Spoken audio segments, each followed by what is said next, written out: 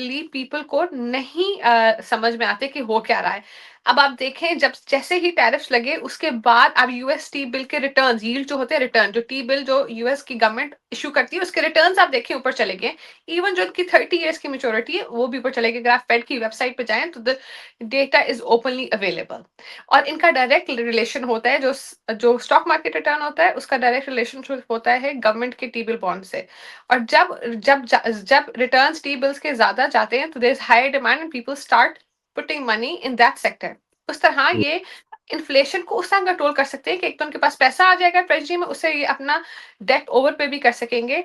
तो second thing is उसके बाद ये बातें पता चली है, मतलब China is saying will have other alternative markets, other countries are saying. तो आपने देखा होगा आज दुनिया भर की stock market there has been a swinging behaviour, मतलब वो नीचे नहीं गई, बिल्कुल डाउनफॉल नहीं आई, लेकिन ऊपर नीचे आप पीएसएक्स को देख लें, पाकिस्तान स्टॉक एक्सचेंज को देख लें, सुबह 10-11 बजे के करीब इट वाज 3.5% हाई अप, बंद वो ये 0.6% पे। तो ये मार्केट का एक सेंटिमेंट होता है, ऊपर नीचे जाता है। और तीसरी बात मैं आपकी पूरी मुझे याद नहीं है पर इट वाज अराउंड के जब बड़े ममालिक या कोई होते अपने आप को खुद मारते हैं तो डेफिनेटली खुद ही मारते हैं। अगर एक ऑल्टरनेट करेंसी बनेगी भी, आपको क्या लगता है कि एकदम से डी डॉलराइजेशन हो जाएगी दूसरी करेंसी इस तरह? तो ब्रिक नेशंस कितने सालों से बातें कर रही हैं कि हमारे पास एक करेंसी होनी चाहिए। Has it been formulated? No.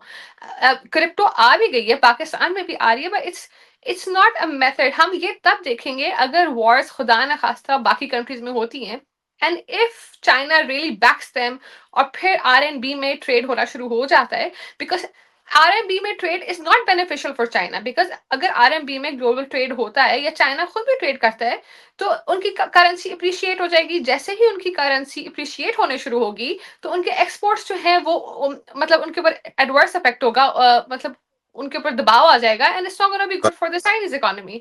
So these are things that you need to look from very different angles, क्योंकि एक खबरों में सेंटिमेंट आ जाता है, लोग कहने शुरू हो जाते हैं, you don't have to accept that as it is, you need to look at it from all the sides. तो मैंने उसको काट के उसको डायसेक्ट करके आपको उसके डिफरेंट एंगल्स बताए हैं बेसिकली।